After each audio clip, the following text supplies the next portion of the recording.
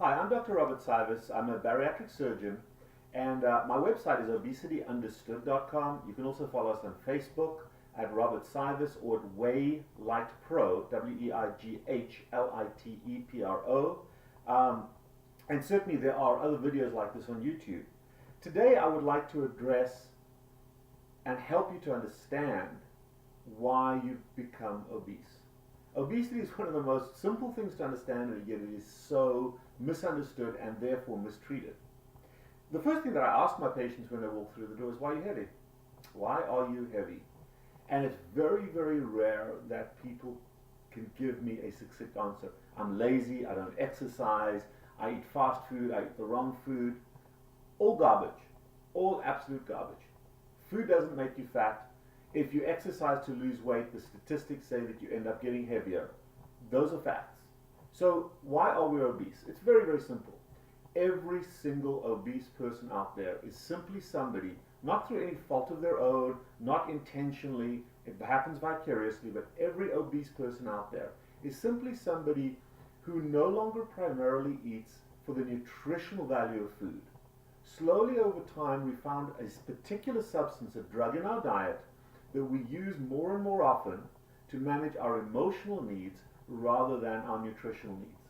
So an obese person is primarily someone similar to an alcoholic who primarily drinks and eats for the endorphin value, for the pleasure value, for the emotion management value rather than the nutritional value.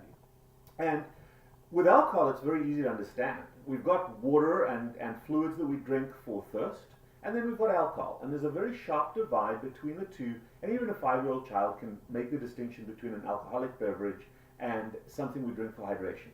However, when it comes to food, people in our society haven't yet quite made that distinction. My definition of food are substances that genetically the body requires in an essential way. In other words, what essential means is that without consuming that substance on a somewhat regular basis, we will get sick and die. Okay?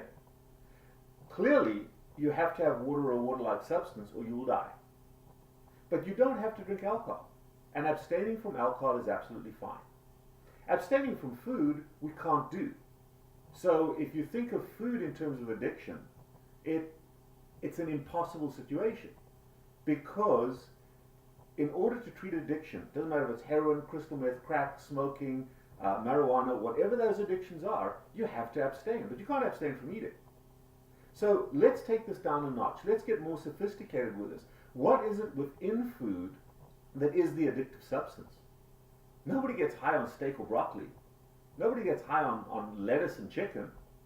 Those are foods that are essential to the human body, and we need those to survive. But they don't give us an endorphin rush. There is exclusively one substance that has been pervasively mixed into our food, and we've been, over the last 40 years, forced this drug into our food system, and that is our addiction to that drug is the direct cause of our obesity. And that drug, and I use the word drug, not food, that drug is carbohydrates, sugars and starches. And the critical thing here, a lot of people are starting to understand that sugar may be a problematic substance. But the point is, guys, it doesn't matter how it goes in this hole. It doesn't matter if it's a Marlboro, it doesn't matter if it's a pipe smoke, cigar smoke. Smoking is smoking, tobacco is tobacco. It doesn't matter if it's filtered or unfiltered. Nicotine is nicotine. Okay? Same thing with carbohydrates. It doesn't matter if it's a sugar or a starch. It doesn't matter if it's ice cream, chocolates, chips, pasta, bread, rice, cereal, apple, fruit. It doesn't matter how healthy someone trying to sell you the thing tells you it is. The drug is sugar. And therein lies the problem. However, let me really blow your mind a little bit. Sugar is actually not a problem. Alcohol is really not a problem. Alcohol is not a problem. It's the relationship that someone has with alcohol. It's the relationship that somebody has with the drug that is the problem. I drink alcohol. I've been drinking alcohol since I was 4 years old. I'm not an alcoholic. Have I abused it from time to time? Sure. But I use it for pleasure, and I've got very strict boundaries around it, so it is a wonderful endorphin-releasing tool amongst other tools in my toolkit. But if I drank alcohol exclusively to the point of harm, and ignored my DUIs and ignored my liver disease to continue the relationship, that relationship is out of control, and that's called addiction, and I'm then an alcoholic. As a fat person or as an obese person, once you start getting diabetes and hypertension, once you go over the 50 plus pound mark, where you've gained 50 extra pounds, and you distort the reality of those diseases, and you distort the reality of your obesity to continue eating the drug, the ice cream or the chocolates or whatever it may be, that distortion of reality and that chronic excessive consumption is now an addiction. So obesity is not a calorie problem. It is not a laziness problem. It's not a lack of exercise problem. Obesity is a substance abuse problem. And like every other substance abuse problem, it needs to be treated with abstinence. But abstinence is not enough. Because if you abstain from something, you leave this huge void. Okay, a lot of people that successfully quit smoking gain weight. Why do they gain weight? Because they do a substance transfer. They go from nicotine to carbohydrates. Okay? So if you are going to abstain from carbohydrates, and it is doable because the human body does not require carbohydrates for survival. You can produce sugar for your blood sugar from protein. It does not require the consumption of carbohydrates. So if you abstain from carbohydrates, that void needs to be filled.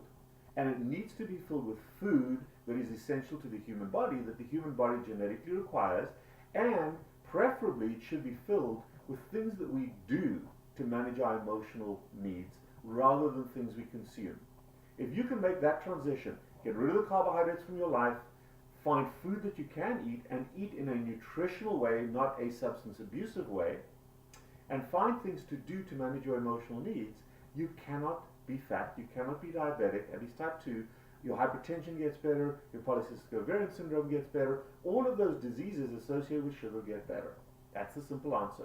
In the next segment, I'll talk about what to eat, and then I will talk about how to manage the emotional needs in a slightly different way. Thank you.